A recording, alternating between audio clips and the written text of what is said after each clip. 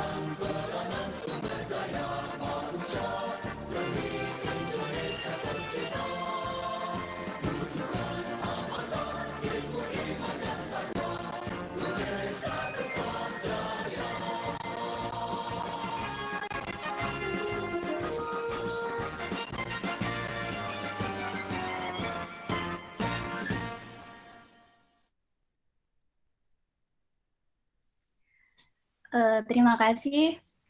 Sebelumnya perkenalkan saya Reza Reski Octavia, biasa dipanggil Reza. Di sini saya sebagai pembawa acara di talkshow pagi hari ini. Nah, web talkshow kali ini diadakan oleh mahasiswa KKN UNESA 2020 dari Kabupaten Sidoarjo 10B, yang saat ini sedang melaksanakan KKN di Desa Tempel, Kecamatan Krian, Kabupaten Sidoarjo. Nah, talkshow di pagi hari ini kita mengambil tema pemanfaatan teknologi sebagai media promosi. Ini temanya cukup menarik bagi pemuda-pemudi Karang Taruna, bagi pemuda-pemudi yang lainnya yang sudah merintis usaha maupun yang masih mau merintis usaha. Nah, langsung saja, tidak perlu berlama-lama lagi, saya serahkan kepada moderator, yaitu Mbak Anita Valeri Regita. Monggo silakan, saya persilakan. Baik, terima kasih Mbak Reza. Assalamualaikum warahmatullahi wabarakatuh. Selamat pagi dan salam sejahtera bagi kita semua. Apa kabar teman-teman? Alhamdulillah, baik. Baik, Alhamdulillah. Terima kasih atas antusiasme yang luar biasa untuk menghadiri dan bergabung di seminar di web talkshow kali ini. Sebelum talkshow ini dimulai, saya akan membacakan beberapa peraturan demi kelancaran kegiatan hari ini. Yang pertama, peserta wajib mematikan audio ketika pembicara sedang menyampaikan informasi. Yang kedua, peserta wajib di sesi tanya jawab, peserta wajib menyalakan audio dan video. Yang ketiga, setiap narasumber akan diberi 3 pertanyaan oleh peserta. Di akhir acara, peserta diharapkan untuk menyalakan kamera agar kita melakukan sesi foto bersama. Sampai sini apakah ada pertanyaan?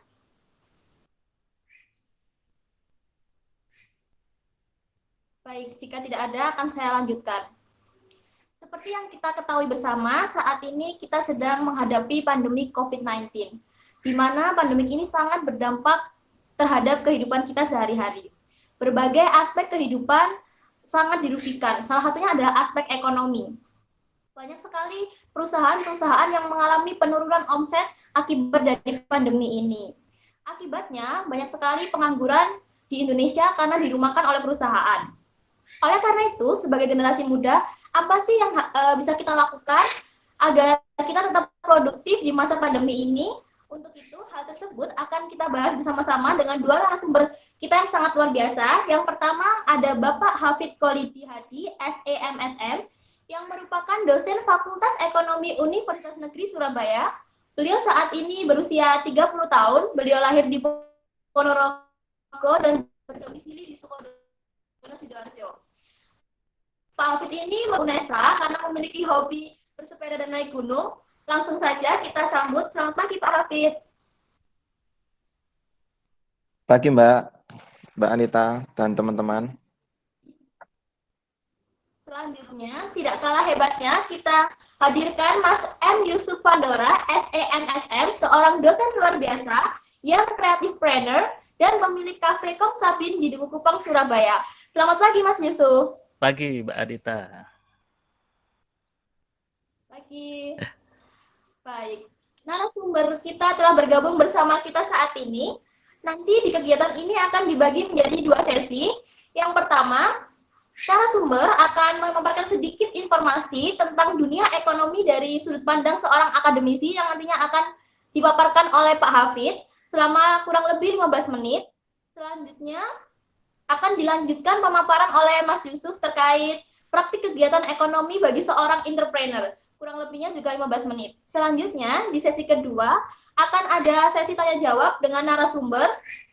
Baik, mungkin bisa langsung saja kita mulai untuk Pak Hafid bisa memberikan sedikit informasi. Pak Hafid, waktu dan tempat dipersilakan. Oke Mbak. Terima kasih Mbak Anita. Mas Yusuf, terima kasih. Bismillahirrahmanirrahim. Bismillah, alhamdulillah, la haula wa la quwata illa billah. Ya, alhamdulillah ya, teman-teman bisa berkumpul. Yang kami banggakan adik-adik KKN ya, 10B di Desa Tempel, dan teman-teman peserta yang lain yang kami banggakan juga ada Karang Taruna Desa Tempel juga ya Mbak ya. Ada ya? Betul, ada Karang Taruna Iya, juga. oke. Yang saya hormati semua beserta Mas Yusuf, ini sahabat ya sejak kuliah. Alhamdulillah silaturahim terus berjalan, dan terima kasih telah berkenan membantu ya, membantu mengisi meluangkan waktu. Jadi beliau ini minggu-minggu di Lumajang harusnya bercengkrama dengan keluarga ya. Ya, terima kasih Mas Yusuf. Ya, teman-teman yang berbahagia, bagaimana kabarnya semua? Sehat ya? Ya, semoga sehat selalu. Teman-teman ini sudah semester 7 ya, khususnya yang mahasiswa ya. Ya, teman-teman semester 7 ini setelah setelah KKN ini terus kuliah daring terus skripsi. Ya, berarti kurang lebih 1 tahun lagi Anda lulus gitu ya. Nah, kira-kira COVID ini sudah selesai belum? Nah, itu ya, bagi teman-teman ya, untuk renungan saja, bagi teman-teman yang di Desa Tempel, ya mungkin salam kenal, saya Hafid, ya kebetulan mengajar di UNESA sudah 5 tahun. Nah, eh, akhir-akhir ini teman-teman mahasiswa, ya alumni khususnya alumni UNESA itu curhat mas ceritanya tuh curhat ya beberapa itu curhat ya ini Pak ini gimana Pak ya kira-kira kok apa ini saya sudah lulus terus mau sekolah juga pengennya kerja tapi saya coba apply ya apply itu apa namanya melamar ke beberapa perusahaan itu eh, masih belum ada panggilan gitu ya bukan ditolak tapi masih belum ada panggilan. Nah, beberapa ada yang sudah dipanggil, tapi belum bekerja. Ya, entah kenapa itu ya. Nah, ini karena kita sedang apa ya, fasenya kalau Anda lihat berita itu kan fasenya lagi naik ya. Nah, bisa dibayangkan Anda kalau punya apa ya, nginstal Detik News itu ya. Detik News itu per 18 Juli ya. Kemarin berarti ya Mbak ya, per 18 Juli itu total ada 80.000 lebih itu ya yang positif, yang meninggal udah sekian, Anda bisa baca lah. Di Jawa Timur ini juara satu, ya kan? Anda tahu sendiri, Jawa Timur juara satu. Nah, kebetulan kota yang cukup besar ya, itu ada di Surabaya. Nah, kita kan tetangganya Surabaya tuh ya. Bisa dibilang Sidoarjo Surabaya itu apa ya kalau Anda baca di koran itu termasuk Surabaya Raya ya jadi tidak dikatakan ya apa namanya terpisah tapi termasuk Surabaya Raya ya itu ada Surabaya Sidoarjo dan Gresik kan gitu ya. Nah eh, teman-teman kalau domisilinya di Sidoarjo ya Surabaya Sidoarjo Gresik itu harusnya ya cukup cukup merenung ya. Setelah merenung ya kita coba diskusi seperti gini ya. Saya juga beberapa kali mengikuti kegiatan yang dilakukan oleh Mas Yusuf ini itu ya ikhtiarnya di situ. Jadi ternyata gimana cara kita mengetahui kondisi lingkungan ya selain dari berita juga dari apa namanya sharing-sharing seperti gini. Makanya kalau kemarin seminar itu kok sawangannya ya. Seminar itu berarti saya harus pakai dasi seperti yang di foto itu ya. Ya, di sini kan santai ya. Cabang Meet ini ya, Google Meet ini ya. Cabang Google Meet. Nah, itu. Nah, eh ini kalau kita lihat, mungkin teman-teman ada yang follow IG-nya Pemkab Sidoarjo ya. Pemkab Sidoarjo. Nah, ini kemarin saya sempat buka per 18 Juli ya. Terkonfirmasi positif sekitar 2.630 sekian ditambah 51 ya. Ya, itu silakan Anda hitung. Lah, bisa di-follow juga itu kan IG-nya. Saya tidak marketing IG-nya itu, tapi ini informasi yang sistemik yang dibuat oleh Pemkab Sidoarjo. Nah, kebetulan ini saya screen capture Desa Tempel ya. Alhamdulillah Desa Tempel ini ya semoga tidak bertambah ya, justru malah harus berkurang ya. Itu kalau nggak salah di sini ada 4 ya, ODP-nya 4, PDP-nya 4, sehingga totalnya ada 8. Nah ini eh, Alhamdulillah ya untuk desa eh, sedikit ya, sedikit dan semoga tidak bertambah lagi gitu ya, justru malah berkurang gitu ya. Oke, nah di situ Mbak kira-kira kegelisahan itu. Nah, untuk yang teman-teman bisa lakukan, ya nanti bisa sharing atau sharing pengalaman dengan Mas Yusuf ya. Karena beliau ini kebetulan eh, kreatif planner yang juga terkena dampak, nanti akan beliau ceritakan sendiri ya gitu ya. Oke. Nah, kira-kira jawaban saya ke mahasiswa yang curhat tadi seperti apa? Ya, jawaban saya ya, ya pertama sekarang ya berhemat dulu ya, berhemat dulu. Khususnya teman-teman yang cewek ini ya.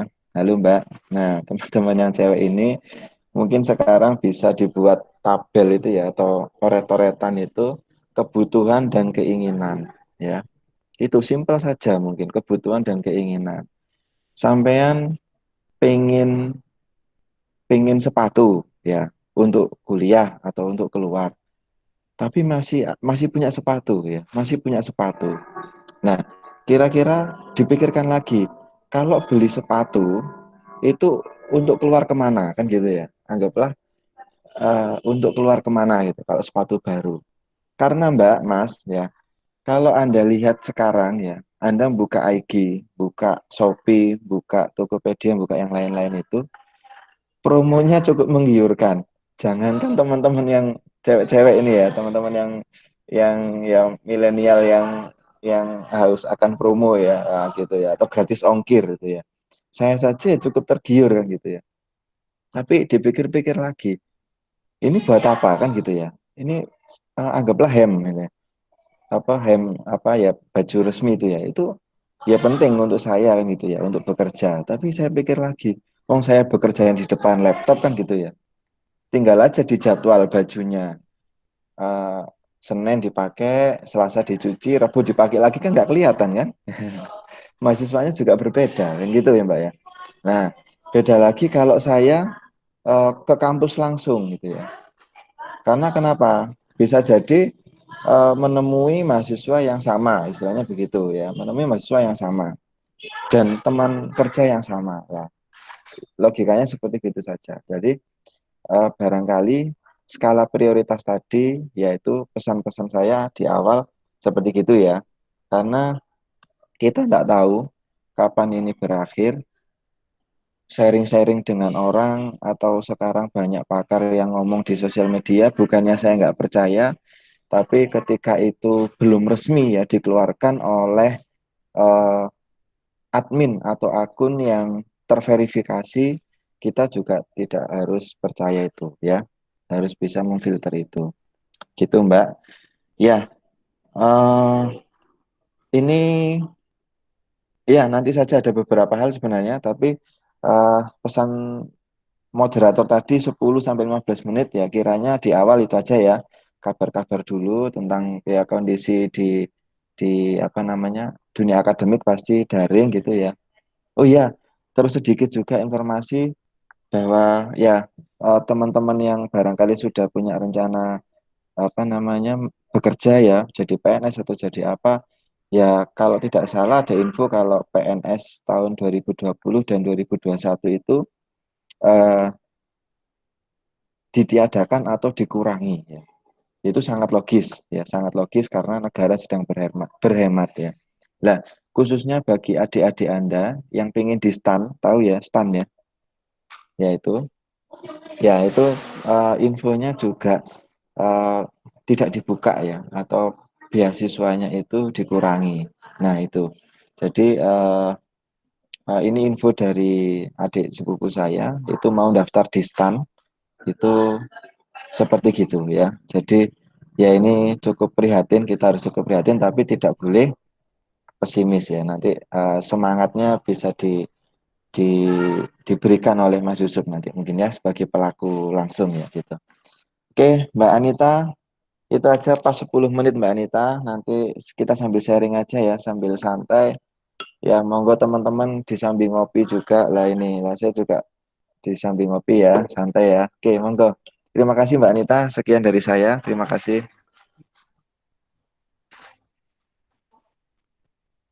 Terima kasih Pak Hafid, informasi yang sangat luar biasa. Mungkin selanjutnya bisa dilanjutkan oleh Mas Yusuf. Mungkin Mas Yusuf bisa berbagi informasi dengan kami. Assalamualaikum warahmatullahi wabarakatuh. Waalaikumsalam warahmatullahi wabarakatuh. Mengapa ya? Rumahnya Pak Hafid, ayamnya kedengaran Pak. kayaknya pengen ke sana lagi Pak, main ngopi di sana. Dibuka selalu Pak, dibuka Pak. Oke, teman-teman. Kalau mungkin secara informasi grafis sudah disampaikan Pak Hafid ya. Tambahannya itu per kemarin Indonesia untuk korbannya udah mengalahkan Cina ya. Kabarnya sih gitu. Udah berhasil menyalip, itu sebuah prestasi yang luar biasa. Nah, di sini saya berbaginya pinginnya sih pingin teknis, cuma kemarin ngomongnya Pak Hafid ya sharing-sharing aja lah. Kalau sharing-sharing ya udah nanti kita ngobrol bareng, nanti mungkin ada yang tanyakan langsung aja tanya. Kegiatan saya sih sebenarnya sih sama kayak Pak Hafid.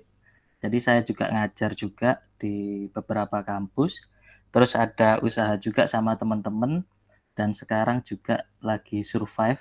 Kalau ngomongnya terdampak, ya sangat terdampak sekali. Karena sebenarnya mata pencaharian saya itu ngajar itu kan sebagai pencari apa ya, amal ibadah buat akhiratnya ya. Jadi untuk yang benar-benar nyari rezeki dunianya itu lebih ke pekerjaan yang lain. Selain saya buka kedai juga sama teman-teman itu ada di Duku Kupang.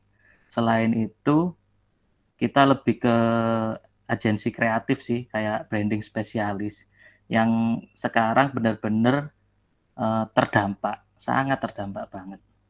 Apalagi kemarin ya, kalau pekerjaan kita sih overall berkaitan dengan event ya. Kita bisa juga disebut event organizer yang sekarang ini mulai per Maret kemarin benar-benar perizinan dicabut, kita nggak boleh ada event, jadi benar-benar teman-teman saya dan teman-teman sangat terdampak sekali.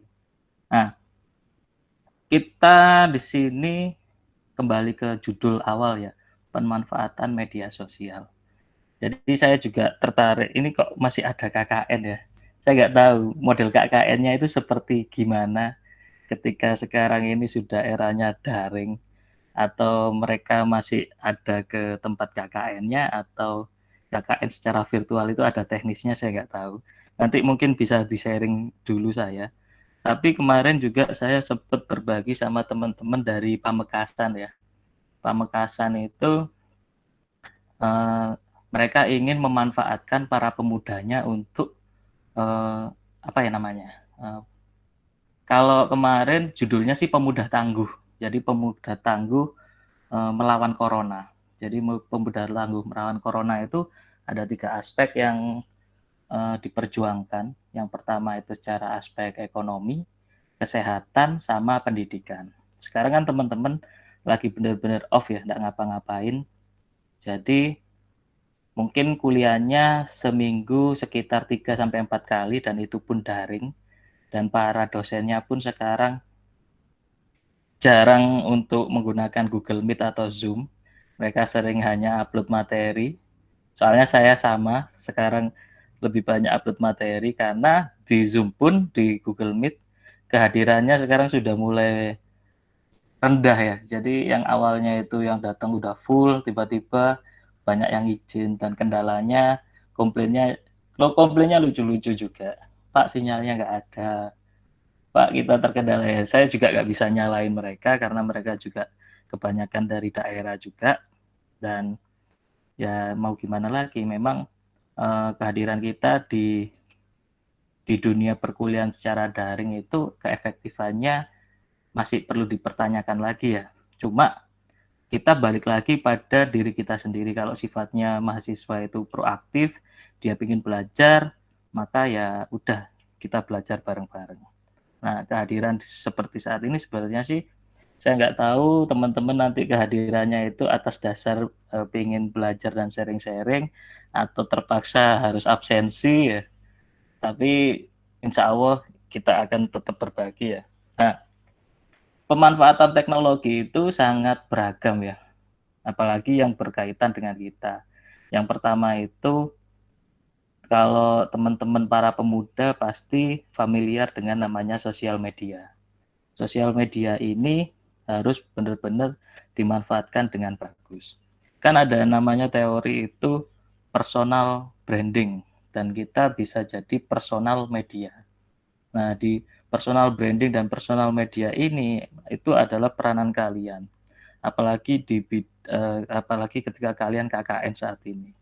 KKN kan esensinya itu bermanfaat bagi daerah yang tempat untuk KKN-nya kan. Nah, bermanfaat itu seperti apa? Ya, bermanfaat itu kalau di era pandemi saat ini harusnya ada 3 subsektor yang bisa dimaksimalkan. Yang pertama itu pendidikan, yang kedua ekonomi, yang ketiga kesehatan. Nah, tiga subsektor ini harus benar-benar bisa dimaksimalkan. Dimaksimalkan seperti apa? Yang pasti kalian harusnya punya program. Saya nggak tahu nanti program kalian seperti apa. Yang pasti, misal kalau di program kesehatan, masalah sosialisasi kesehatan. Mungkin di situ perlu peran aktif dari teman-teman Karang Taruna juga, teman-teman dari KKN juga, di mana ada sosialisasi. Ya, sosialisasinya sepele sih, seperti cuci tangan, terus pemakaian masker, ataupun jaga jarak. Nah, di situ dari pemerintah kabupaten sendiri itu kan kadang mereka masih kewalahan untuk mengurus yang lainnya. Dan di situ kita bisa berperan aktif untuk membantu mereka dalam sosialisasi tersebut. Nah, yang kedua mungkin di pendidikan ya. Pendidikan itu buat teman-teman mahasiswa dan teman-teman Karang Taruna mungkin di sini bisa dimanfaatkan. Pendidikan itu nggak hanya kita belajar teori ya, kita bisa belajar secara praktek juga. Misalnya di situ kita ngomong workshop tentang pembuatan apa contohnya? Contohnya workshop membatik. Kalau UMKM di daerah Sidoarjo kan sangat banyak sekali ya. Sampai Sidoarjo itu dibilang kota UMKM. Nah, pastinya UMKM ini di Sidoarjo ketika ada pandemi saat ini itu daerah yang paling berdampak secara ekonomi. Karena 98% SDM yang ada di Indonesia itu kerjanya ada di UMKM, apalagi di Sidoarjo. Itu pasti sangat terdampak. Nah, di situ kita perlu memajukan UMKM secara ekonominya. Caranya gimana? Caranya ya paling simpel adalah support jualan teman-teman. Nah, kayak gitu. Itu bisa kita beli dari kalian kan sekarang baru nyadarin toh, teman-teman, ketika kalian lihat story WA atau ketika kalian lihat story Instagram, di situ semuanya pada jualan, entah itu jualan masker, jualan hand sanitizer, atau jualan apa ayam geprek dan lain sebagainya. Nah, bukannya mereka itu mau latah untuk jualan, tapi mereka itu memang menggunakan kemampuannya untuk bertahan hidup ya. Nah, seperti yang Pak Hermawan Kertajaya katakan, kita itu dalam fase survival mode on. Bagaimana kita bertahan hidup. Nah, bertahan hidup itu tapi kita tidak harus memikirkan diri kita sendiri ya. Kita harus tetap memikirkan berbuat dan bermanfaat buat orang lain. Caranya gimana? Misalnya kita support produk teman, saling bantu, saling dukung dengan cara membeli produknya. Itu yang paling kontribusi yang besarnya. Kontribusi yang kecilnya misalnya, ya wes, gini produkmu, foto-fotonya mana tak posting di storyku. Nah, paling simpel adalah kita bantu promonya mereka. Nah, sekarang kita nggak boleh egois ya, nggak boleh egois dalam artian ketika kalian posting story di Instagram, oh ini eksklusif banget. Ketika posting feed di Instagram, oh eksklusif. Enggak, jangan kayak gitu sekarang. Sekarang lebih ke saling bantu aja. Saling bantu, ya wes, kini produkmu tak storykan di WA storyku, nanti nomor yang bisa dihubungi berapa, biar mereka menghubungi sendiri. Nah, itu mungkin yang bisa ditawarkan ke teman-teman yang ada di Desa Tempel ya. Di situ kan pasti banyak UMKM yang terdampak. Nah, langkahnya gimana? Kalau kita nunggu pemerintah itu nggak tahu sampai kapan ya, karena fokusnya juga untuk UMKM, langkah teknis dan konkretnya kita nggak tahu beberapa bulan lagi. Cuma ketika kita bisa berkontribusi buat mereka, caranya ya seperti itu. Mungkin kalian bisa kolektif mendata beberapa UMKM, terus membantu cara pemasarannya mereka seperti apa. Nah, mungkin sambil tanya jawab aja Pak ya. Monggo Mbak Anita, silahkan aja. Iya, masih seperti dia kasih informasi yang luar biasa. Selanjutnya mungkin bisa dilanjut sesi tanya jawab buat teman-teman yang mungkin mau bertanya. Pertama boleh tanya ke Mas Yus dulu juga boleh. Ada pertanyaan dari teman-teman mungkin mau tanya ke Mas Yus.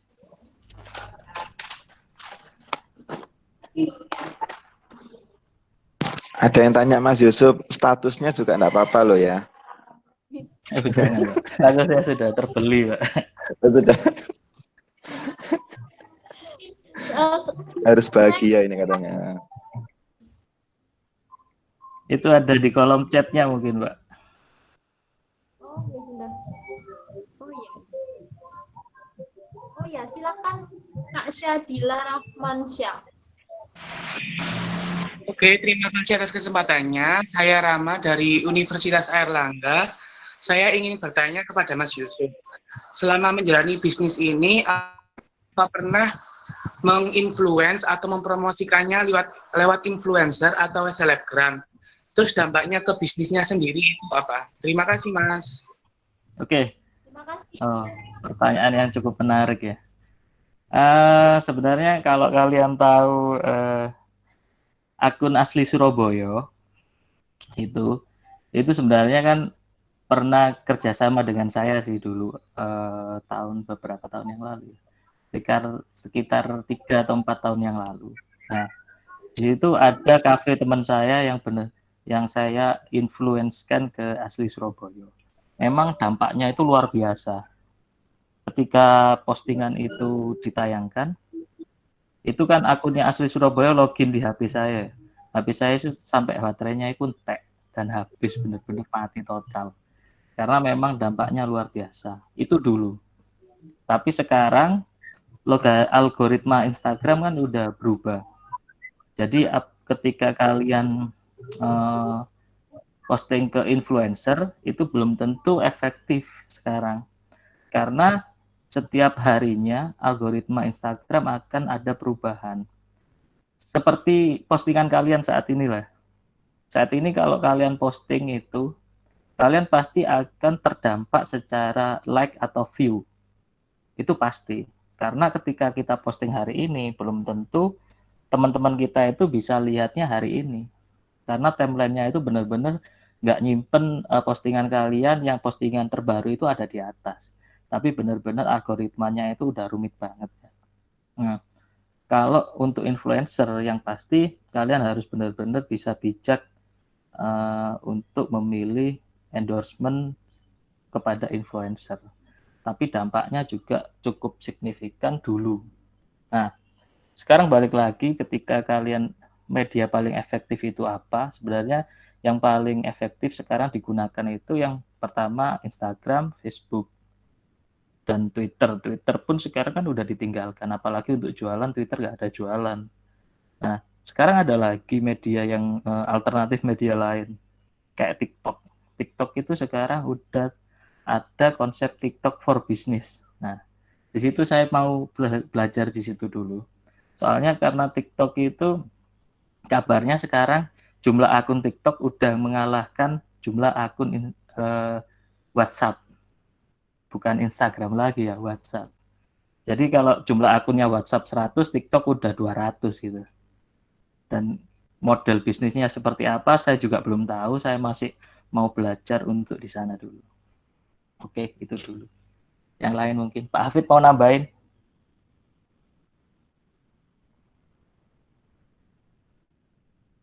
Di silent. Sudah, kalau misalnya jawaban dari Mas Yusuf itu sudah langsung majleb-jleb. Ya karena memang pelaku ya, jadi yang mengerti langsung. Nah, kalau ya sedikit aja memang karena Mas Yusuf ini apa namanya yang kena dampak dan sudah lama bergerak di marketing ya. Jadi apa manajemennya itu manajemen pemasaran. Nah, jadi dunianya beliau ini, dunia Mas Yusuf itu ya di bidang pemasaran. Termasuk Fakultas Ekonomi UNESA itu kemarin alhamdulillah terima kasih sudah dibantu. Dalam beberapa bulan kita buat Instagram, itu dibantu Mas Yusuf.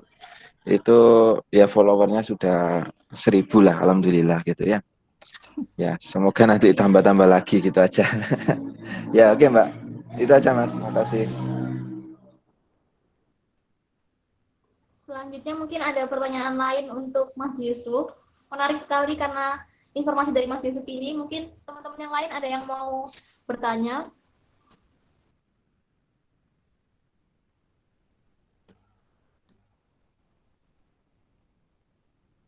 Kalau belum ada, mungkin saya mau bertanya nih. Mungkin sekalian dijelasin model KKN-nya di apa Desa Tempel itu seperti apa, Pak. Jadi bisa nanti mungkin saya punya insight untuk diimplementasikan ke Desa Tempel mungkin. Ini mohon maaf tapi ada yang nanti setelah ini mungkin Oh, iya, saya iya. jelaskan. Siap. Saya mau tanya dari Kak Iva Nur Ainia. Iya,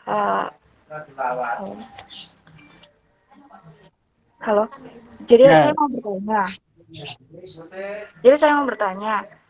Untuk cara menangani komplain dari customer itu seperti apa? Soalnya saya sendiri juga orangnya kebetulan jualan juga gitu loh, dan suka tentang ini apa namanya itu digital marketing juga gitu. Jadi saya jualnya tuh lewat online gitu. Cuman kadang kewalahan kalau nangani komplain dari customer gitu sih. Terima kasih. Pak Hafid, silakan Pak, dijawab dulu. Apa saya ini? Ini pertanyaannya tentang siapa sih? Oh iya, mungkin Mbak Iva tadi ya, pertanyaannya. Tapi sepertinya Mas Yusuf itu ke jenengan sepertinya. Oh, saya ya. Ya, coba aja monggo silakan Mas. Sebenarnya kalau penanganan komplain sih kita yang pasti kita kan sudah, nah sekarang di apa ya, ditelisik dulu ya. Jadi komplainnya customer itu kenapa? Apakah karena kualitas layanan kita buruk, kesalahan dari kualitas layanan kita, atau memang customernya itu cari-cari kesalahan kita. Jadi yang pasti sebelum ada komplain kita harus memperhatikan kualitas produk sama kualitas layanan kita, apalagi di dunia digital ya. Kalau kita ngomong dunia digital pasti kita ngomongnya e-market ya, e-commerce. E-commerce, bagaimana kita cara jualan di e-commerce itu benar-benar kita harus bisa memperhatikan. Nah, misalnya kita jualan di Tokopedia nih, di Tokopedia setiap ada barang yang dibeli di Tokopedia, kita harus responnya dengan cepat ya. Responnya dengan cepat, kita harus terima pesanannya, kita benar-benar harus segera proses, bahkan kalau itu ada di dalam kota, bahkan barang itu harus bisa sehari dikirim ke pelanggan. Nah, kita benar-benar harus bisa merespon dengan cepat seperti itu. Nah, perjalanan saya kemarin hari apa ya? Hari Jumat kemarin saya itu ke Trawas, habis ke Trawas saya balik lagi ke Surabaya, terus langsung balik ke Lumajang. Nah, itu kan saya sama teman saya. Nah, teman saya itu punya toko di Tokopedia, Bukalapak sama Shopee. Kebetulan Shopee sama Bukalapaknya udah ditutup tokonya. Lah, pas di Tokopedia itu benar-benar dia lupa untuk tutup tokonya. Nah, pas di perjalanan, pas itu habis maghrib kalau nggak salah, tiba-tiba dia ingat, bro, HP ku tolong dong. Dia kan kebetulan yang nyetir mobil ya. HP ku tolong dong tutupin Tokopedia-ku ya. Nah, pas itu tak tutup saat itu ternyata nggak bisa kalau Tokopedia. Tokopedia itu harus ditutup sehari sebelum, jadi benar-benar jadwal tutupnya itu harus terjadwal. Jadi kalau kita mau rekreasi, mungkin besok mau keluar kota ya, kita harus benar-benar tutup tokonya itu mulai dari sekarang. Jadi terjadwal gitu. Nah, di situ dia udah bingung, nyetir bingung. Waduh, lah pas tak tutup tokonya, itu ternyata ada orderan masuk. Nah, orderan masuk itu ternyata masuk. Nah, ya udah. Akhirnya pas kita istirahat langsung di-chat customer-nya. Mohon maaf, toko kami tutup, namun barang akan kami proses di hari Senin. Nah, kebetulan customer-nya ya nggak kesusu sih, ya wes. Alhamdulillahnya seperti itu. Nah, jadi kalau untuk penanganan komplain yang pertama itu sebelum adanya komplain kita benar-benar harus melihat layanan layanan dari kita dulu, kualitas layanan sama kualitas produk kita dulu. Makanya jangan sampai kalian itu jualan di e-commerce misalnya jualan produk itu yang dropshipper ya, yang dropshipping. Nah, dropshipping itu kalau barangnya kalian yakin bagus nggak ada masalah sih. Tapi masalahnya kalau barangnya tiba-tiba blendes gitu. Kalian kan yang akan nanti kena getahnya. Nah, benar-benar kalian harus bisa perhatikan. Kalau barang itu benar-benar kalian produksi sendiri, perhatikan kualitas produknya dulu. Nah, di situ terus kualitas layanannya.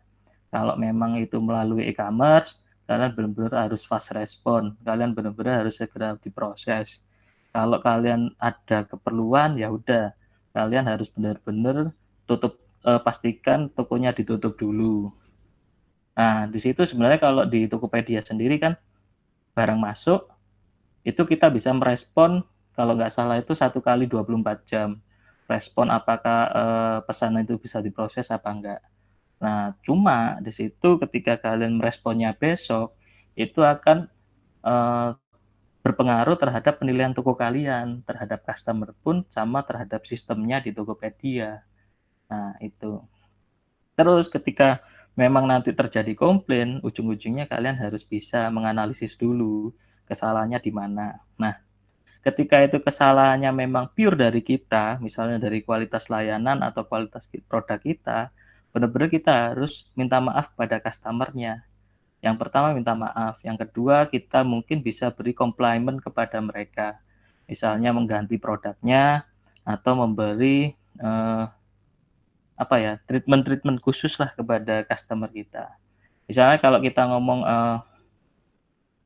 produk misal konveksi ya, baju itu tiba-tiba si customer-nya komplain karena mungkin bajunya bolong atau nggak muat. Ya udah Bu, ya udah Mbak, ya udah Kak, barangnya dikirim ulang aja, nanti ongkirnya kita yang tanggung, terus kita ganti yang baru. Nah, kalau itu bisa seperti itu kalau memang itu kalian ada usahanya kalian itu restoran atau makanan, misalnya makanannya kurang enak atau keasinan atau kurang garam, ya udah ini kita nanti masakin yang baru, mohon ditunggu. Nah, seperti itu. Kalau memang customer-nya yang cari-cari, nah itu PR-nya. Kita harus punya stok sabar yang luar biasa. Nah, di mana-mana nanti customer pasti mungkin dia itu kan ada yang annoying ya, yang marah-marah, yang entah dia itu benar-benar cari-cari kesalahan kita. Ya udah kita hadapi dengan sabar, kita jelaskan proses dan prosedural kita. Kalau dia masih marah, ya udah kita kasih komplimen kepada dia. Kalau tetap marah, ya udah kita benar minta maaf dan kita sudah sesuai dengan standar gitu aja sih. Oke, yang lain mungkin. Tanya ke Pak Hafid tuh enggak? Ya, ini ada pertanyaan. Bukan kuliah Pak ini Pak. Ini. Tanyanya ke praktisi. Iya, monggo Pak, monggo. Dari Kak Alfia Trisdiana. Mungkin mau tanya.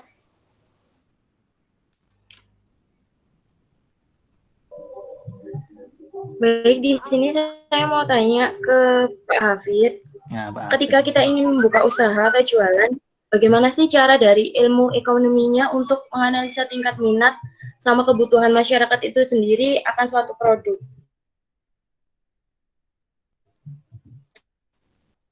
Terima kasih. Oke Mbak Alfia, terima kasih. Ya, ini nanti saya biasa aja, saya nyiram bensin nanti apa yang bakar Mas Yusuf ya. Ya, ini Mbak Alfia, kebetulan memang Mungkin dari teorinya aja Mbak ya, dikit-dikit itu ya, sambil apa ya sharing-sharing dengan teman-teman yang pelaku ya, pelaku. Gini Mbak Alfia ini apa namanya, sering ke mall juga nggak? Atau domisili mana Mbak Alfia? Saya domisili Sidoarjo, Pak. Oh ya, oke. Sering ke mall Mbak, sering ke mall. Sering. Sering ya. Ya oke Mbak.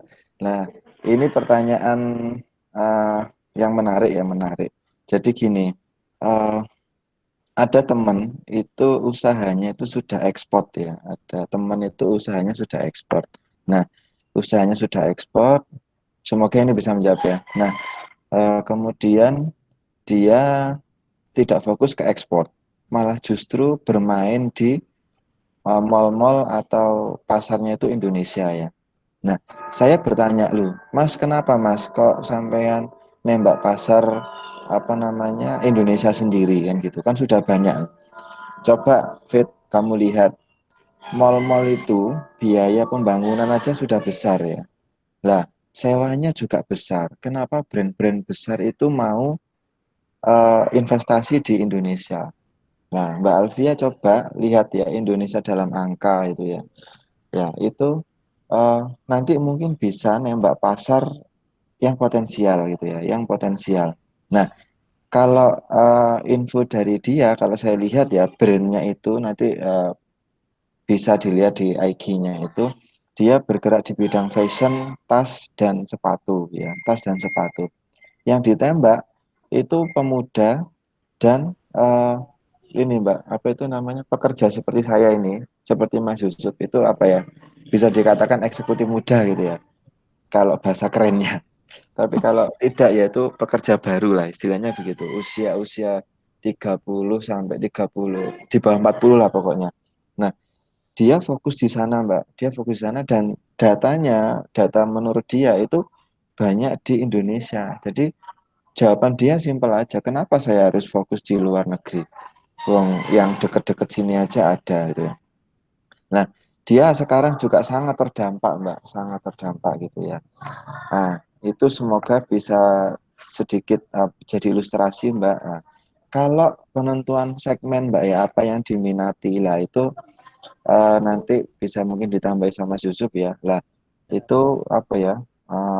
Anda mungkin kalau baca-baca di buku kewirausahaan itu ya, itu banyak termasuk kalau pengen usaha itu bisa dari hobi atau passion ya. Tapi kalau sekarang kalau belum ada ya, sekarang mungkin nanti dari Mas Yusuf bisa cukup menginspirasi atau dari ikut-ikut webinar yang lain cukup menginspirasi walaupun sedikit dipaksa ya, walaupun sedikit dipaksa Mbak.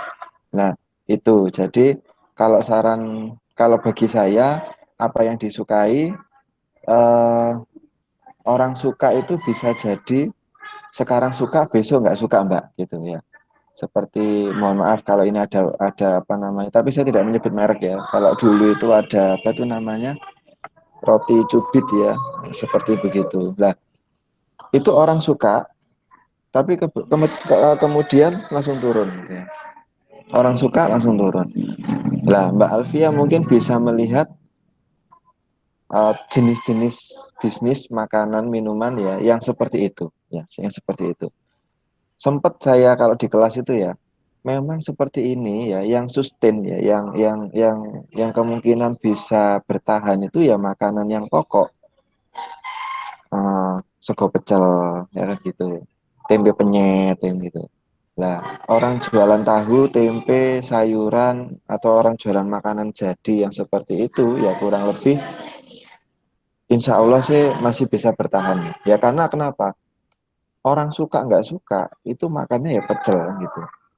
Orang suka nggak suka itu makannya pecel, makanya eh, apa namanya tempe penyet ya kan dan yang lain-lain gitu. Nah jadi untuk pemilihan ide nanti mempertimbangkannya seperti itu ya Mbak ya. Nanti kalau teoritis khawatirnya nanti malah ngantuk semua, live semua ya. Nah gitu, jadi ilustrasinya seperti itu Mbak. Nah ya itu Mbak, jadi nanti sambil lihat-lihat datanya dan kemudian kira-kira siapa yang cocok ini untuk harga saya. harga usahanya sampean ini, Mbak Alfia ini seperti apa. Nah itu Mbak, karena kalau misalnya ini lagi tren, Anda mengikuti ya seperti itu ilustrasinya yang kemarin. Jadi beberapa ada juga ya, ya ini perbandingan kecil saja. Kalau dulu ada kebab, dulu ada apa namanya itu, nah tadi kue cubit, ada minuman yang lain-lain yang ada salah satu brand itu ya yang apa langsung banyak viral itu, sekarang mana dilihat hampir enggak ada. Tren itu berganti. Maka kalau misalnya apa namanya industri kreatif yang mengikuti tren, nah itu kalau bagi saya ya harus dihitung-hitung lagi ya Mbak ya, harus dihitung-hitung lagi gitu ya. Biayanya cukup murah pada saat itu ya, kalau nggak salah buat satu stand itu 3 juta, tapi tadi ya keberlangsungannya tolong dihitung lagi gitu ya Mbak ya. Mungkin bisa menjadi ilustrasi yang bisa menjawab. Kalau mungkin bisa ditambah Mas Yusuf, monggo. Gitu Mbak Alfia. Nah, tambahin sedikit Pak. Ya, monggo Nah, Mas. sebenarnya kalau di sekarang itu yang benar-benar terdampak itu kan misalnya yang pasti itu tourism ya, hotel, terus apa transaksi di Traveloka udah turun sekali, hotel-hotel sudah nggak ada tamunya, terus di pariwisata juga benar-benar tutup semua bahkan. Nah, terus ada lagi juga di industri properti sama otomotif. Bahkan di otomotif sendiri itu di otomotif mobil itu penurunannya 98%. Jadi yang 2% itu mobil atau jualan otomotif yang paling laku itu hanya untuk kelas misalnya pick up, kelas truk kayak gitu doang yang digunakan untuk operasional. Beda dengan untuk kelas SUV atau family. Nah, potensialnya itu yang di era pandemi ini apa aja sih? Itu kan pertanyaannya. Nah, yang paling potensial saat ini itu ada di medical supply sama service. Kalian pasti tahu lah, sekarang itu yang paling dibutuhkan adalah obat-obatan, vitamin, dan peralatan kesehatan lainnya. Peralatan kesehatan lainnya itu personal healthcare ya, kayak masker, hand sanitizer, terus face shield, dan lain-lain. Terus ada juga di food processor. Nah, sekarang kan kalau kita ngomong eranya survival mode on, ketika orang bertahan hidup. Nah, orang bertahan hidup itu ngapain? Nah, pasti orang bertahan hidup itu akan lebih memilih goreng telur di rumah sama masak nasi di rumah daripada mereka itu ngopi di luar sana. Bisa dikatakan saat ini kalau kalian ngomong Starbucks ya, Starbucks 50.000 ya. Sedangkan kalau kita beli telur setengah kilo aja udah 12.000 gitu lah. Kita bayangin aja kalau kita uangnya Starbucks yang 50.000 buat beli telur, pasti bisa dapat sekitar 2 kilo lebih malah. 2 kilo kita udah dapat telur, dan itu bisa kita buat hidup sampai berhari-hari ke depan. Nah, di era survival mode on ini pasti kalian harus tahu barang yang paling potensial apa. Nah, di situ ada beberapa hal yang bisa diperhatikan di sini. Yang pertama itu dengan orang di rumah aja, mereka itu pasti lebih memilih untuk masak sendiri. Nah, masak sendiri yang dibutuhkan apa? Masak sendiri itu yang dibutuhkan misalnya barang-barang, misalnya telur, terus daging-dagingan, sayur-sayur segar. Nah, di situ kalian bisa jualan misalnya delivery sayur segar. Kalian bisa bikin startup namanya apa, vegetable fresh delivery atau apapun itu. Kalian bisa cari peluangnya di situ. Terus kalian bisa manfaatkan orang-orang mungkin yang ada di desa tempel, ada orang yang menghasilkan sayur-sayuran segar, atau orang-orang yang menghasilkan bahan-bahan produksi, bahan-bahan dasar, misalnya telur, daging, ayam segar, dan lain sebagainya.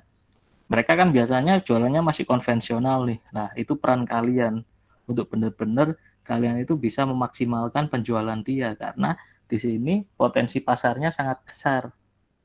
Berbeda dengan ketika kalian mikir sekarang ya, wah aku mau punya duit nih, aku punya duit katakanlah 200 juta, aku pingin gawe kafe ah. Nah, pertanyaannya sekarang kafe itu Sidoarjo, Surabaya, Gresik udah kena jam malam yang pertama. Yang kedua, pengunjungnya harus dibatasi 50%. Yang ketiga, kalian juga harus mengikuti protokoler kesehatan. Nah, yang keempat, ketika kafe kalian buka, di sini pun kalian bahkan eh, belum tentu ada orang yang berkunjung di sana. Karena mereka yang pertama belum tentu mereka punya duit. Yang kedua, mereka juga takut untuk nongkrong. Nah, banyak hal yang harus diperhatikan di situ. Makanya peluangnya sekarang harus mulai dicari dari sana. Nah, caranya gimana untuk cari peluangnya? Nah, di sini ada namanya teknologi Google ya. Di situ ada namanya Google Trend. Kalian bisa nyari di sana itu yang paling trending itu apa. Nah, itu mungkin bisa menjadi insight kalian di situ. Itu sih. Monggo langsung mungkin pertanyaan lainnya. Ya, makasih Pak Hafiz dan Mas Yusuf. Selanjutnya ada pertanyaan dari Kak Iza. Kak Iza. Iya, Mbak. Ini ada dua ini. Iya, ada Iza sama Iza. Yang mana dulu? Iza, Mbak, yang double Z. Saya, Mbak. Iya, silakan Mbak, langsung aja. Yang apa Iza dulu? Ya, saya mau tanya sama Pak Hafid. Bagaimana tips atau ilmu marketing untuk menarik pelanggan agar bisa membeli produk kita, terutama kalau kita awal-awal membuka usaha. Lah itu bagaimana menarik pelanggan buat membeli produk kita, Pak? Mungkin ada tips atau ilmu marketingnya tersendiri gitu. Ya, makasih Mbak Iza. Ya. Ya, nanti tetap ya, kalau misalnya ini kan kita sharing-sharing pengalaman ya. Pas Mbak, menarik ini Mbak Iza. Kemarin itu Mas Yusuf juga ini ya. Ini karena ini studi kasus di marketing Mas Yusuf ya. Kebetulan kemarin itu saya lagi cari sesuatu lewat Instagram. Ya.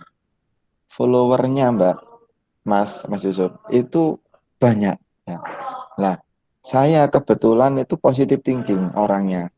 Tidak mikir dia ini followernya itu beli atau tidak gitu ya. Nah, dia punya 2 akun. Nah, saya tidak curiga sama sekali. Saya tidak curiga sama sekali ya. Terus kemudian saya chat DM Instagramnya plus WA-nya ada kan, tersirat situ. Sama semua Mbak, foto profilnya sama, namanya sama, bahasanya formal sama, bagus ya. Nah, kebetulan yang barang yang saya cari itu adanya di Sulawesi Selatan. Nah, Dilala gitu Mbak, Dilala itu Sulawesi Selatan ya, Sulawesi Selatan. Nah, saya karena harga barang ini itu bukan ratusan ribu ya Mbak ya, sudah masuk jutaan itu gitu ya, sudah masuk jutaan. Tapi tidak puluhan juta atau enggak, hanya 1-2 juta gitu ya. Nah, yang pertama saya berpikirnya itu ke diri saya sendiri. Barang ini tuh enggak logis. Nah itu, hati-hati ya teman-teman. Saya membeli barang, contoh seperti gini ya. Ini tumbler ya. Kalau normalnya harga itu anggaplah berapa teman-teman yang tahu? Itu 80.000. Nah, dia menjual Mbak harganya 15.000. Ini contohnya. Nggak logis. Tapi saya melihat ya tren itu sepertinya orang-orang sekarang yang ya otomatis butuh uang ya, butuh uang. Tadi yang disampaikan Mas Yusuf tadi bertahan hidup, dia menjual murah. Akhirnya saya tertarik Mbak, saya pesen itu ya. Kebetulan barangnya itu jauh di sana. Lah, saya karena transaksinya jumlahnya besar Mbak ya, saya juga belum berani. Karena untuk saat ini yang saya tadi sampaikan, saya butuh barang ini, tapi saya juga harus berpikir logis. Saya coba sabar. Nah, saya cari teman-teman link yang ada di sana, Mbak. Akhirnya saya telepon teman yang dulu pernah ketemu di Sarasehan ya. Saya waktu mahasiswa itu pernah ikut Sarasehan, pernah ketemu, alhamdulillah dia nomornya masih tetap, masih sama, silaturahim terhubung lagi. Saya minta tolong untuk kontak dia, ngecek apakah dia itu benar penjual ini. Ternyata Mbak, ada salah satu, salah dua, salah tiga itu kebetulan terbukti dia itu akun bodong. Yang marah harusnya kan saya, tapi justru teman saya tadi yang di Makassar. Dia, Anda tahu sendiri ya, karakteristik saudara kita yang di Makassar itu sangat keras. Ya dia mau meneruskan bla bla bla bla gitulah pokoknya ya. Nah itu yang nggak logis pertama gini Mbak, saya mau beli barang ini ya, harusnya kan COD karena satu wilayah itu COD, tapi dia nggak mau. Dia maunya transfer dulu 400 sampai 500 ribu Mbak. Nah dia menunjukkan screenshot itu ke saya semua itu kan dengan bahasa asli sana mungkin ya. Lah itu ayo kita ketemuan aja, itu enggak mau, ndelalah gitu Mbak. Ya ini alhamdulillah ya akhirnya saya bisa saving dan tidak tertipu istilahnya gitu ya. Nah ini mau saya kalau ketemu sama Mas Yusuf itu 2-3 jam itu sampai enggak terasa istilahnya gitu. Sharing-sharing seperti gini. Nah kedua Mbak, akhirnya saya lihat IG-nya dia. IG-nya dia itu yang nge-like itu sedikit. Logikanya kalau followernya banyak, yang nge-like itu puluhan atau ratusan. Dia itu nggak sampai Mbak. Yang nge-like cuma 2 atau 3 orang. Nah itu saya juga belajar. Ini saya belajar langsung ya. Nah itu seperti gitu. Ternyata Mbak, lah itu mungkin garis kecilnya itu trust ya Mbak ya. Trust itu perlu dibangun. Seperti tadi mungkin yang bertanya ke Mas Yusuf, gimana kalau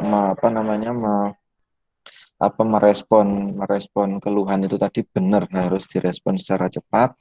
Terus kedua mungkin ini ya pengalaman kalau saya beli sesuatu sekarang kecil-kecil itu terlambat 1-2 hari ya kebetulan saya juga nggak harus sekarang gitu ya butuhnya itu ternyata mungkin kendala itu ada di logistik. Nah gitu ya. Semua itu kena dampak saat ini, mungkin kendala itu ada di logistik. Karena jam kerja sekarang dikurangi juga, mungkin ini ya, akhirnya pengiriman itu terlambat. Nah, bagi teman-teman tadi ya, mbak-mbak tadi yang sekarang sudah masuk di bisnis, nah itu bisa jadi Anda juga sekarang melihat mitra Anda, ya partner Anda dalam berbisnis, logistik, pengiriman, atau yang lain-lain, atau packaging, atau yang lain-lain. Nah, itu sekarang itu gimana? Kalau misalnya mereka itu juga kena dampak dalam hal slow respon, lah di akun Anda itu tolong juga dituliskan. Nah, karena Mbak, kita sekarang ke sini, kita semua nggak mau percaya di sini ya di halaman yang kita hadapi ini itu. Nah, akhirnya saya sampai sekarang lihat akunnya dia itu Dilala itu masih posting-posting barang yang sama. Nah, berarti kan luar biasa dia membuat trust itu luar biasa. Tapi anehnya seperti tadi, ya ini bagi saya aneh ya. Teman saya mau COD, mau saya transfer itu hanya ke teman saya tadi, tapi dia nggak mau. Sampai sekarang akunnya itu masih posting terus itu. Nah itu luar biasa. Ini seumpamanya mau diteruskan ini bisa, istilahnya begitu ya. Tapi saya nggak mau meneruskan. Saya hanya informasi ke teman saya tadi, wilayah sana, hati-hati terhadap akun yang namanya ini gitu. Gitu Mbak Iza. Sedikit sharing dari saya itu, jadi mungkin trust itu Mbak. Saat ini ya ngomong online tadi ya, itu trust nomor 1. Anda sebutkan kelebihan Anda di akun Anda juga sebutkan mungkin kelemahan.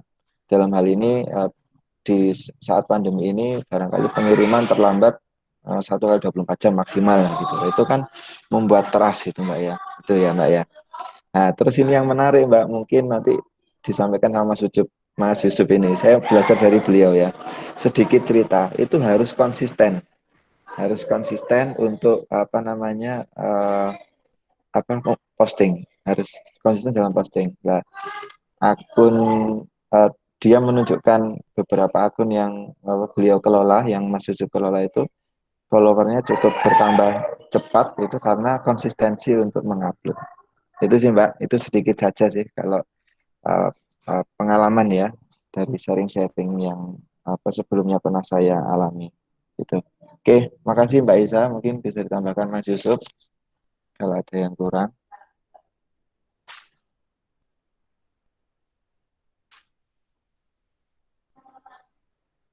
Mic-nya Mas Yusuf, mic-nya belum. Oh ya, jadi gini, sebenarnya kalau yang di dunia sosial media atau di dunia digital itu teman-teman yang nggak punya pengalaman mungkin akan merasa itu seperti hutan antah berantah ya. Tapi sebenarnya di situ kita sudah ada semacam rule-rule atau peraturan-peraturan yang bisa kita buat apa ya, yang membuat kita merasa nyaman gitu. Yang pasti ketika kalian mungkin transaksi, yang paling aman itu adalah di e-commerce. Itu poin yang pasti. Tapi ketika itu berupa online shopping, kalian sebenarnya bisa menelusuri Instagram ini itu followernya memang benar-benar asli apa enggak. Jadi ada semacam aplikasi di website ya, di website bisa kalian cek itu namanya IG Auditor. Di situ kalian bisa ngecek di situ engagement-nya, insight-nya, jumlah followernya itu seberapa asli dari akun tersebut. Nah, di situ kalian bisa cek di IG Auditor. Nah, ketika nanti kalian itu ada transaksi dan diharuskan untuk mentransfer ke rekening salah satu rekening, kalian juga sekarang bisa cek. Jadi ada yang namanya cek rekening.id atau cek rekening.com itu ya.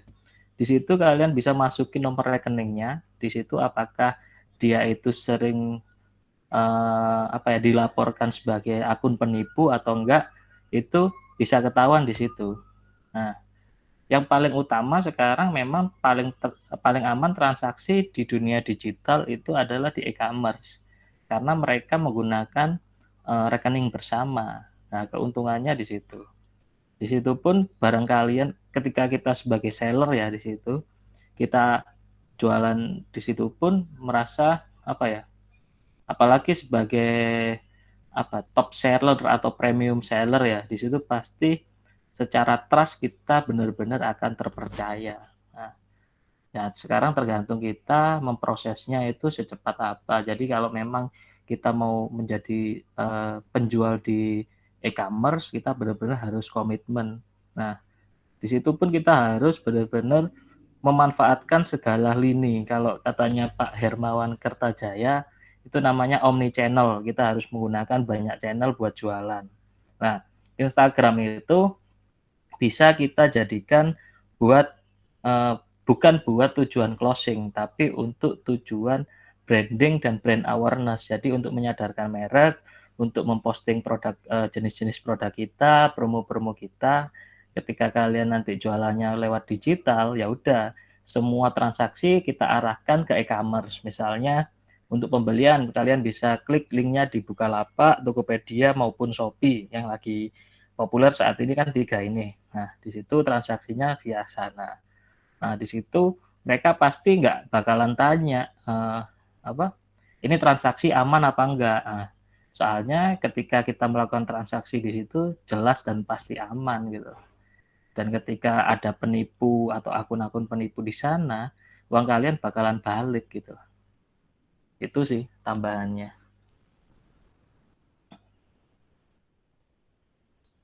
Ya, makasih Mas. Itu ya Mbak Iza. Itu sedikit nanti ya gitu aja. Nanti kalau misalnya lebih jauh bisa sharing-sharing dengan teman-teman dulu ya, nanti bisa menghubungi Mas Yusuf kalau teknis banget itu ya. Tapi kalau tidak ya nanti sharing-sharing melalui teman-teman ini dulu. Saya teman-teman juga banyak pengalaman.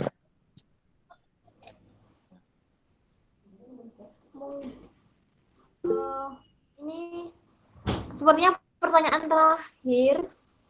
Terakhir. Kak Iza jadi tanya atau enggak? Kak Iza. Yang Iza. Jadi Mbak. Kak Iza. Oh ya, silakan. Iya, terima kasih untuk Terima kasih untuk waktunya. Saya Iza, saya mau bertanya. Tadi sudah disinggung perihal akun Instagram untuk berjualan kan ya. Nah, di sini saya mau tanya, apakah desain feed seperti di Instagram itu apakah bisa apa ya? Apakah penting untuk menarik minat pelanggan? Sudah itu saja. Terima kasih. Siapa saya yang tanya saya apa? Terima kasih Kak Iza. Ya, dua-duanya boleh, Pak. Yusuf mungkin bisa menjawab. Oh ya. Mas Yusuf mungkin berpengalaman di content creator. Kalau saya sih kan prinsipnya konten is the king ya. Konten itu adalah raja. Jadi ketika kalian jualan, terus orang pengen tahu produk kalian, terus visit salah satu channel kalian, bisa dikatakan channel itu nggak hanya Instagram ya, bisa Facebook ataupun sekarang Twitter atau TikTok kalian. Nah, nggak tahu TikTok nanti seperti apa, saya belum belajar gitu.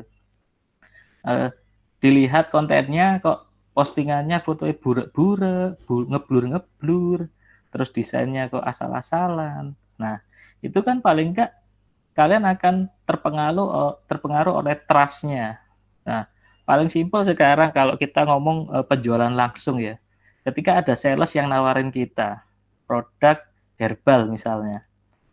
Pak, mohon maaf ini saya mau menawarkan produk herbal. Tiba-tiba sales itu tampilannya compang-camping ya.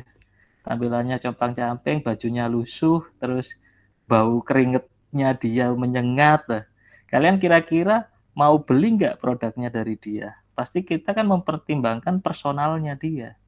Jadi niat dodolan tak gak sih? Nah, sama juga ketika ada cewek atau cowok yang deketin kalian ya nantinya. Wah, tiba-tiba ada cowok cakep, wangi, terus dia itu kalau ngomong sopan, deketin kalian, ngajak kenal kalian. Pasti kalian kan tertarik. Beda ketika ada cowok berandalan, rambutnya gondrong, terus badannya tatuan, wah, itu kan menimbulkan suatu persepsi tersendiri. Nah, makanya ketika kita ngomong jualan digital, jualan secara digital, ya aset digital kita perlu diperhatikan gitu.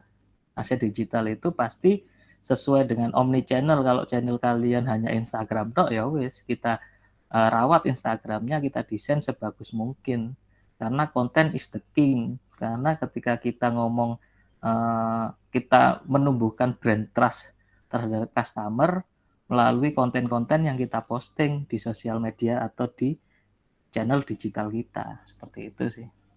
Pak Hafid mungkin nambahin Pak.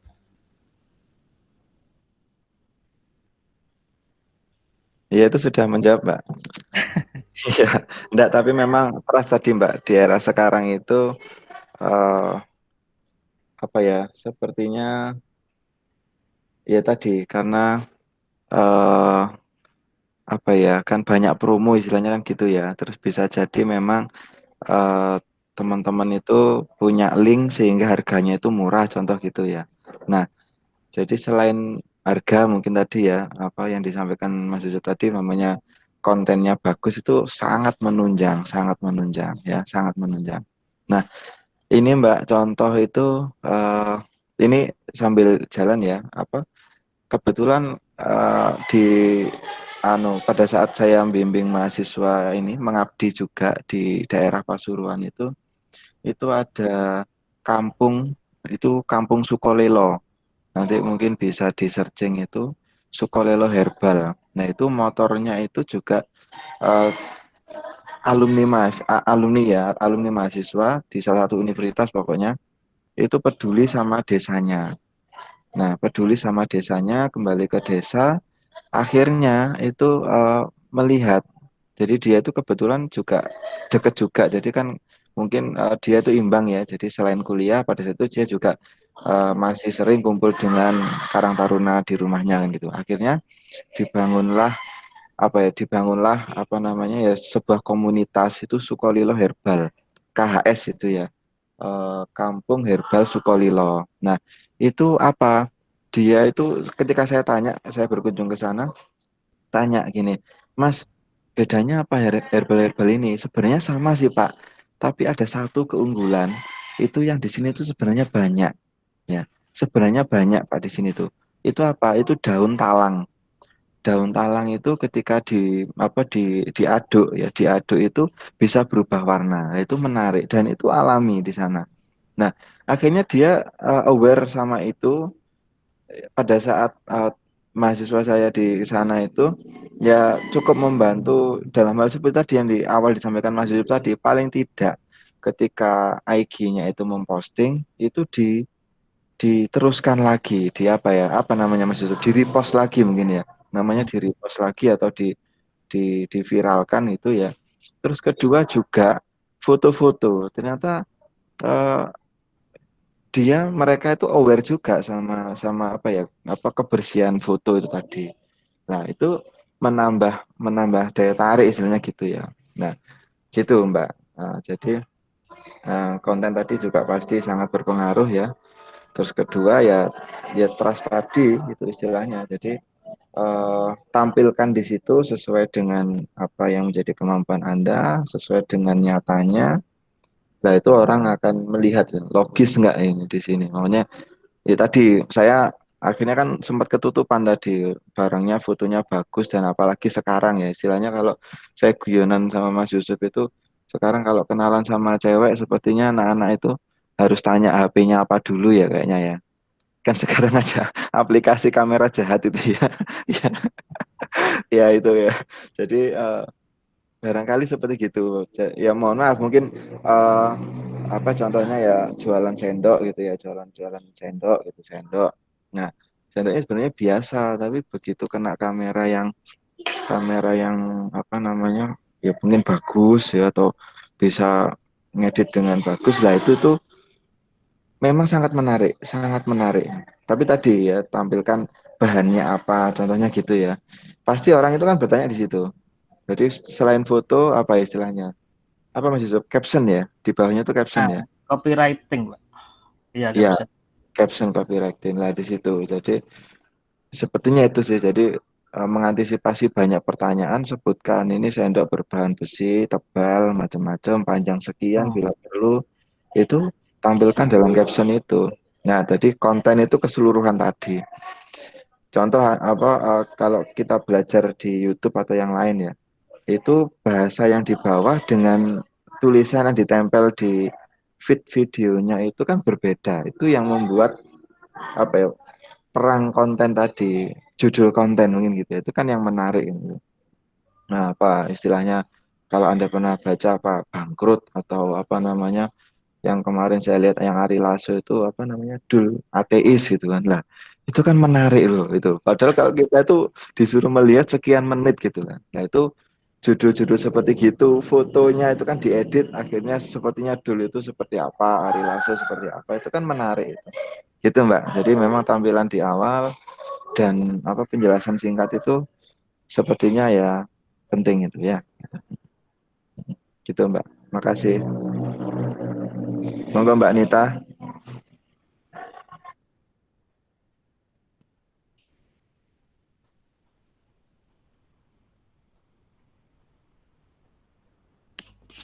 Cerita KKN-nya mungkin, Pak. Mbak Nita, mic-nya mungkin. Oke Mbak Anita, yang cerita enak mahasiswa aja ya, pelaku langsung ya. Iya. Saya kebetulan belum ke sana Pak, ya mohon maaf untuk semuanya teman-teman. Insya Allah nanti ke sana lah, disempatkan ke sana. Ini ada yang tanya lagi satu ini Pak. Iya, ini bagaimana Pak? Saya cerita dulu atau dijawab dulu? Tak jawab dulu ya. Saya cerita dulu. Tak jawab dulu ya, gak apa-apa. Jadi kalau kita ngomong e-commerce ya. Ini pertanyaan terakhir. Iya wes. Iya, iya. Kalau kita ngomong Ya, makasih. Kalau kita ngomong e-commerce, sebenarnya itu bukan masalah harga sih, kalau menurut saya. Ketika kalian mungkin nyari panci ya, katakanlah di Tokopedia atau Bukalapak, kalian pasti keywordnya akan nulis panci gitu. Nah, di keyword panci itu bisa kalian urutkan urutan paling murah ataupun paling mahal. Nah, sekarang ketika kalian bertarung di harga, kalian ngomong urutan paling murah akhirnya ada di toko kalian, belum tentu user atau calon pembelinya itu akan membeli barang kalian. Karena di situ mereka akan mempertimbangkan eksistensi toko kalian. Misalnya toko kalian itu udah jadi premium seller atau enggak, terus jumlah transaksinya itu ada berapa, terus jumlah reviewnya itu apakah baik saja, jumlah bintangnya ada berapa, seperti itu.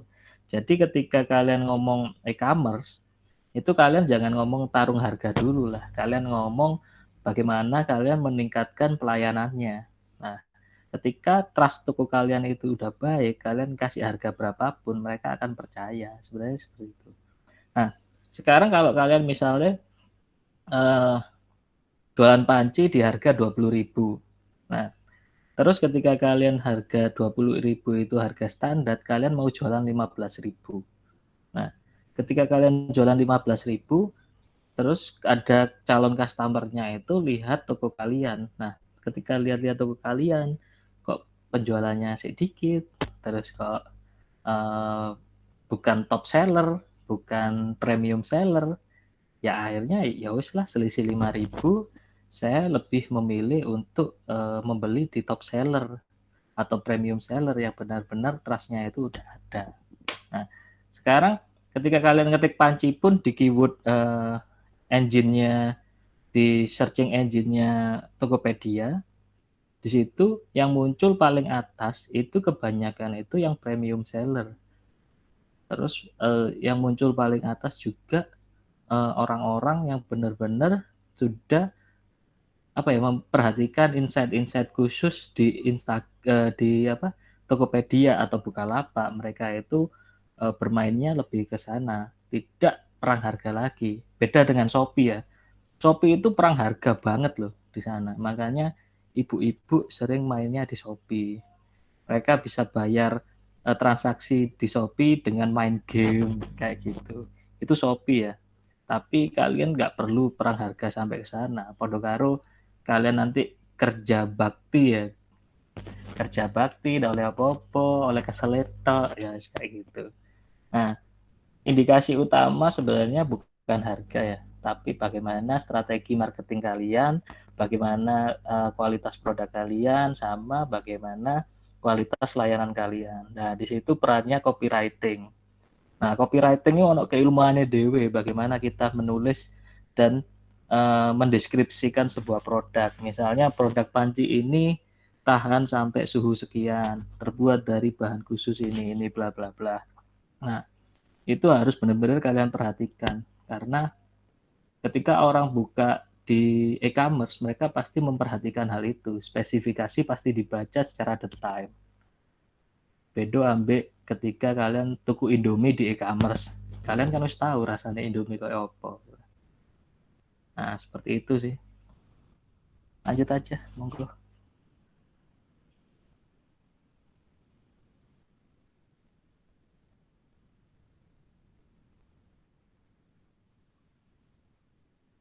Apakah terjawab Kak Iza?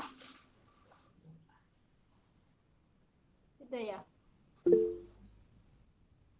Pak Afid mungkin mau nambahi atau? Sudah, kalau yang Aulia Dewi ya. Oh ya, udah ya, dijawab. kalau itu sudah. Terima kasih. Kita soal KKN yang di desa Ya, tempel. ceritakan, Mbak. Begini Mas Yusuf, jadi KKN UNESA itu mulai tanggal 1 Juli, berarti hari ini kami sudah 19 hari KKN di Desa Tempel. Sistemnya itu online karena kita harus menjaga protokol kesehatan, tapi beberapa kegiatan dilakukan offline, cuma gantian, jadi hanya 5 orang yang datang ke desanya buat ngajar, terus buat bantu-bantu di balai desa, lalu kayak memberi sosialisasi kepada warga kayak gitu-gitu. Jadi gantian gitu sistemnya. Kalau online kita bikin konten di Instagram sama YouTube, mungkin bisa dicek di KKN Sidoarjo Tempel. Itu kita bikin konten YouTube, cara mencuci tangan, cara membuat bak untuk cuci tangan, terus juga alat untuk persiapan new normal kayak gitu di Instagram sama YouTube. Jadi kita kerjanya di online dan offline gitu untuk memaksimalkan KKN kali ini. Program kerjanya sendiri kayak gimana, Pak? Apa aja? Jadi aku sing tak agak.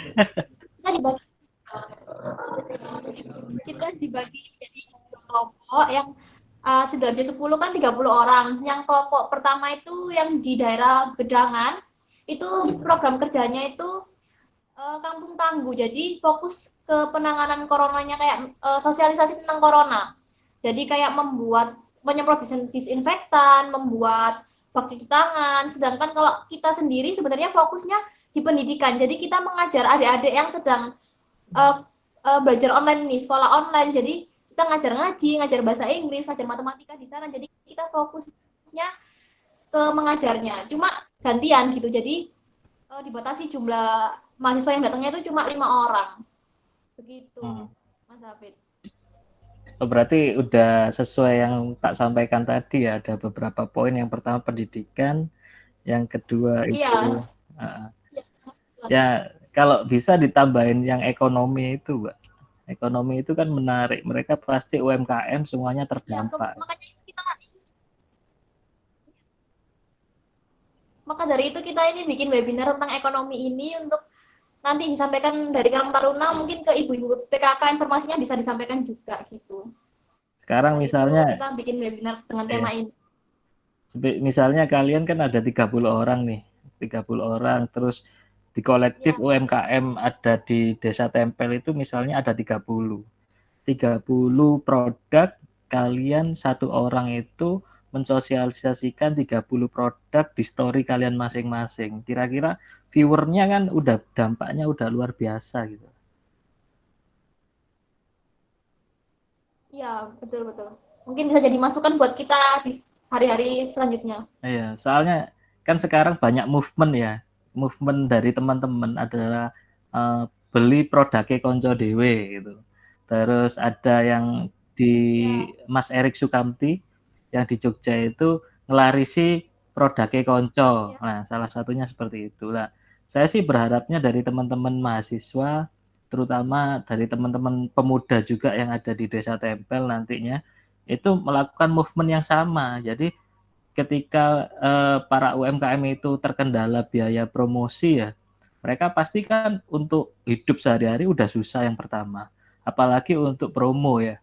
Nah, kita manfaatkan orang-orang yang ada di sekitar kita. Movementnya seperti itu. Misalnya dari satu orang bisa mempromosikan 30 produk. Dari situ kontaknya, misal kontaknya WA ya, WhatsApp. Di situ ada 1000 kontak. Bisa dikatakan 5%-nya udah 50 orang yang lihat gitu. 10%-nya udah 100 orang yang lihat. Dan insya Allah movement seperti ini itu paling enggak udah brand awareness-nya, kalau mereka tertarik ada transaksi di situ. Gitu sih. Iya Mas Yusuf, terima kasih sarannya. Nanti mungkin bisa jadi evaluasi teman-teman dan kedepannya mungkin bisa membantu UMKM di Desa Tempel juga. Terima kasih Mas Yusuf. Mantap.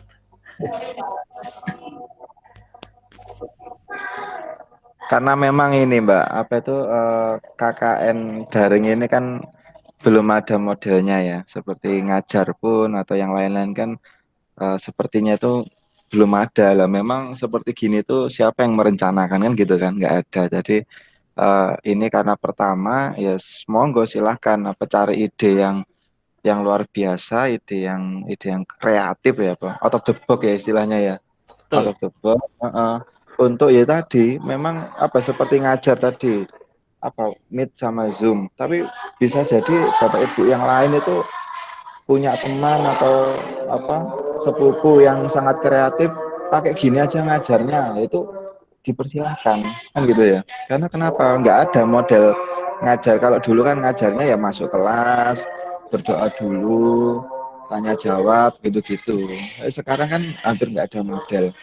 Ada beberapa sekolah di Sidoarjo itu masih memindahkan. Jadi ya sama, kalau katakanlah sekolah jam 8 sampai jam 3. Itu sama Pak, di depan laptop jam 8 sampai jam 3 gitu. Ini di rumah saya lagi adzan ini.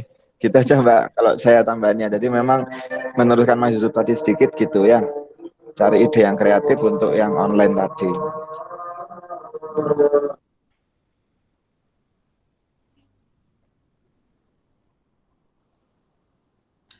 Tambahan sih Mbak, kalau Itu Mas. kalau saya sendiri kan ya, saya kan orang yang sering melihat YouTube, cuma kalau bikin konten YouTube saya merasa tidak nyaman melihat muka saya sendiri gitu. Akhirnya saya beralihnya kemarin ke podcast, konten yang audio. Podcast. Oh Podcast. iya, pakai podcast. Jadi Iya. kemarin mulai awal pandemi langsung kan.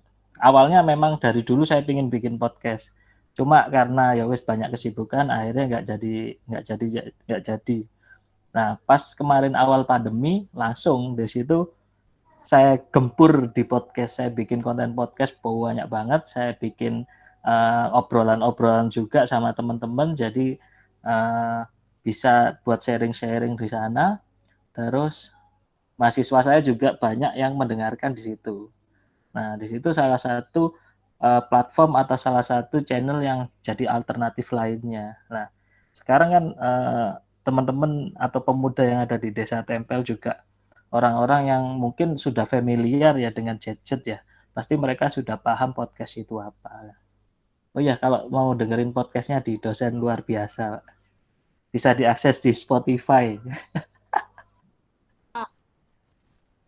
Ya, siap Pak, dengerin.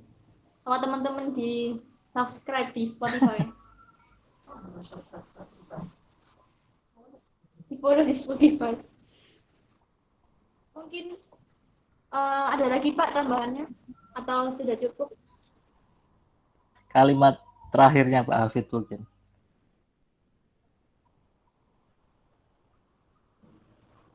Pak Hafid Ya. mungkin. Ya kalau dari saya seperti itu Mbak, saat ini ya teman-teman ya memang harus sabar ya, harus sabar.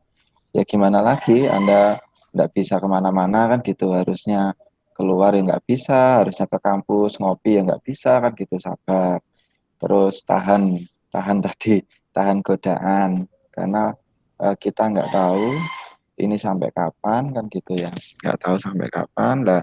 Teman-teman ini memang ya mungkin ya karena masih mahasiswa ikut orang tua kan gitu ya.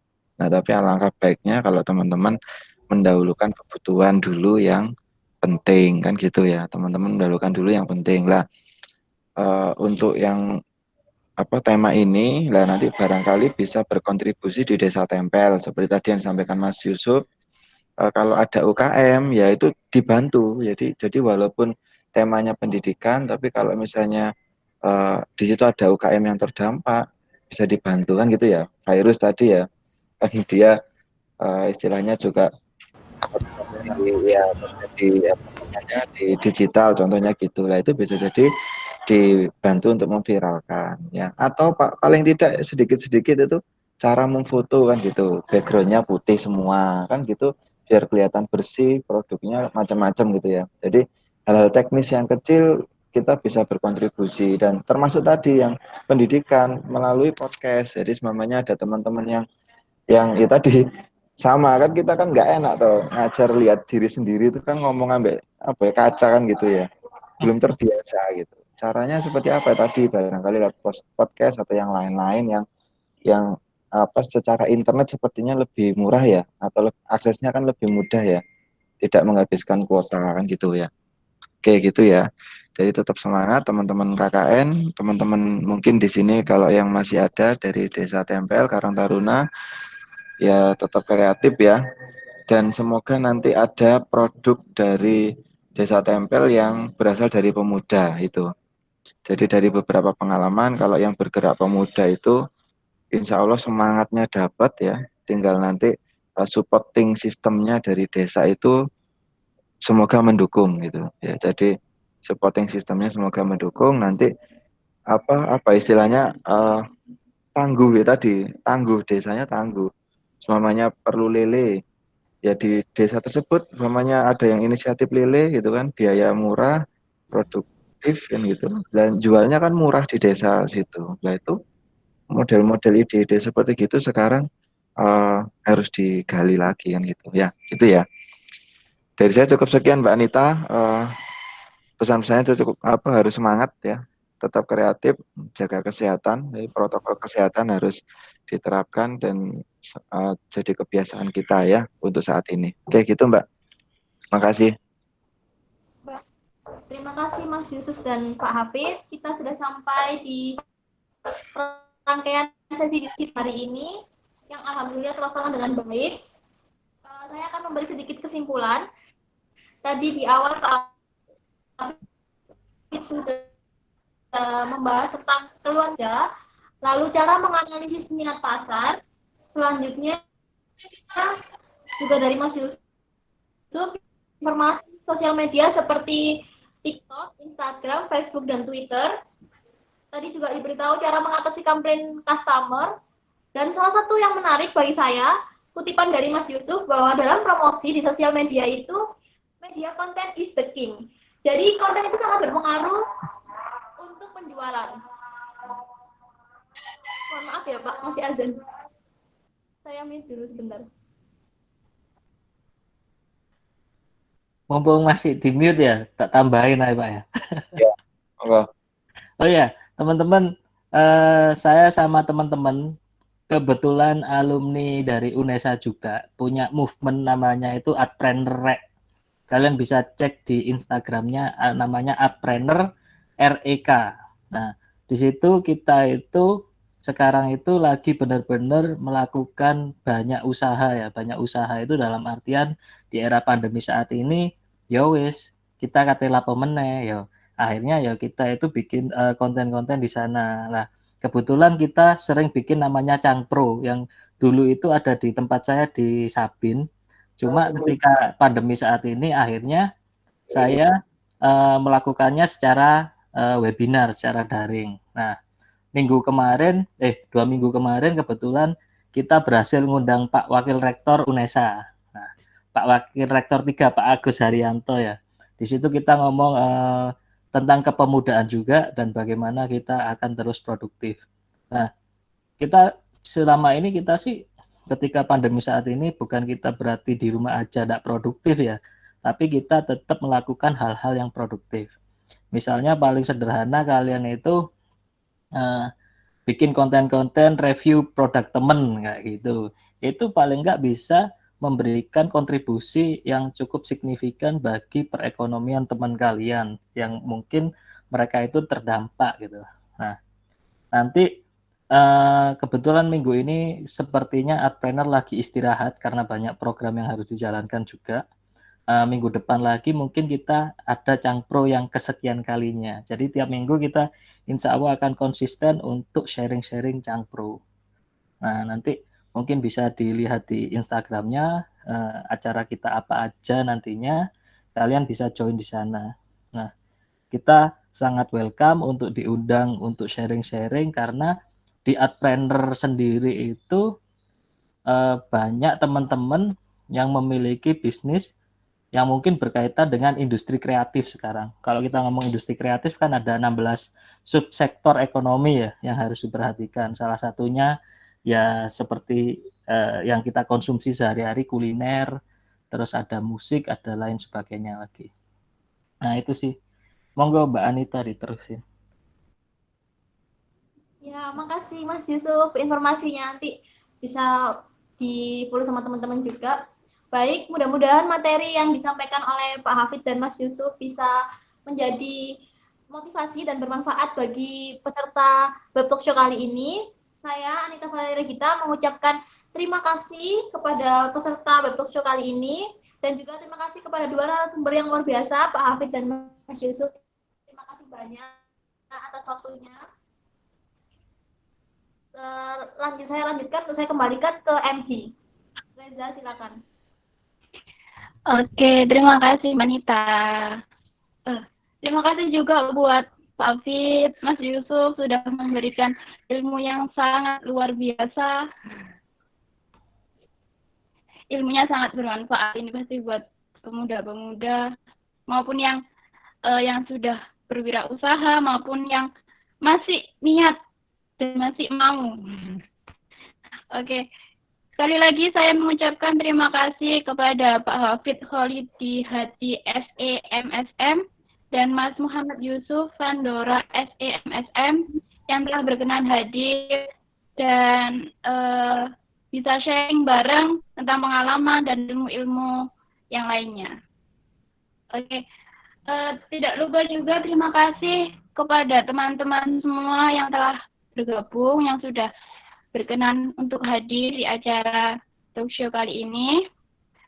Saya sebagai pembawa acara mau undur diri dan menutup acara talk show kali ini. Sebelumnya, sesudah saya tutup, nanti mohon teman-teman jangan live dulu ya, kita ada sesi foto. Dari saya, mohon maaf besarnya. Wassalamualaikum warahmatullahi wabarakatuh.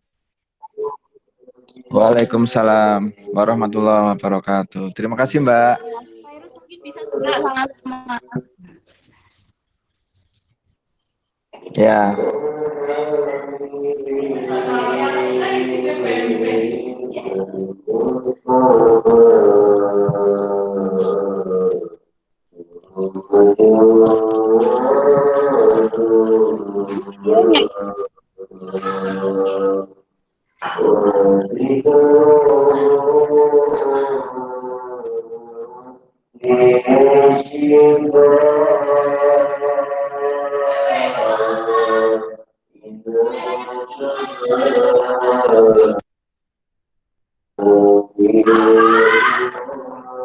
Siap. Terima kasih semua, terima kasih Mas Yusuf. Sehat-sehat semua, sehat-sehat.